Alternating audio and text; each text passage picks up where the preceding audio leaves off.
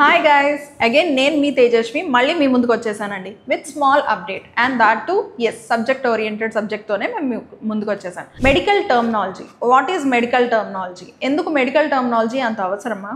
So మేము CPC certification లేదా వేరే సర్టిఫికేషన్ ఏ సర్టిఫికేషన్ చేయించుకున్నా సరే ఈ మెడికల్ టర్మినాలజీ అవసరమా?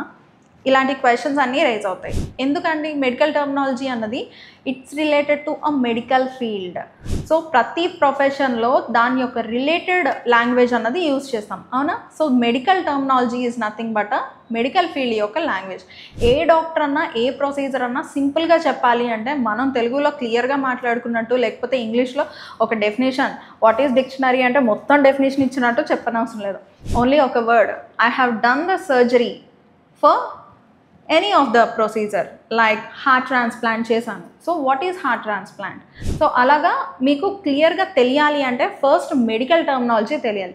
అంటే medical related terminology means the entire element or the word meaning మీకు తెలియాలి. సో అది తెలియాలి అంటే ఫస్ట్ ఆ వర్డ్ని ఎట్లా ప్రొనౌన్స్ చేయాలి, ఆ వర్డ్ని ఎట్లా డిఫరెన్షియేట్ చేయాలి, డిఫరెన్షియేట్ చేసిన వర్డ్లో ఫస్ట్ ఆ మీనింగ్స్ ఎట్లాగా అంటే ప్రిఫిక్స్ ఏంటి, సఫిక్స్ ఏంటి, కంబైనింగ్ ఓవల్ ఏంటి, కంబైనింగ్ ఫామ్ ఏంటి, సో రూట్ ఏంటి, ఇవన్నీ మీకు అన్నీ తెలియాలన్నమాట. సో ఇవన్నీ కూడా మెడికల్ టర్మినాలజీలోకి వస్తాయి.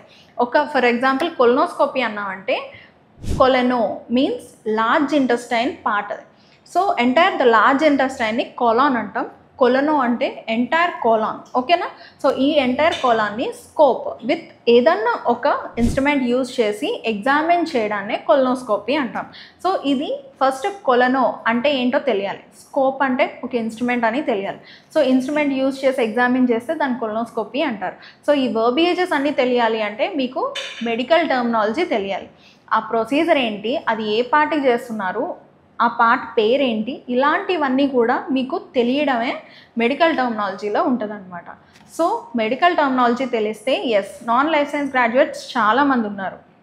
లైక్ బీకామ్ వాళ్ళు కానీ, బీటెక్ వాళ్ళు కానీ, బీఎస్సీ వాళ్ళు కానీ, బీజెడ్సీ.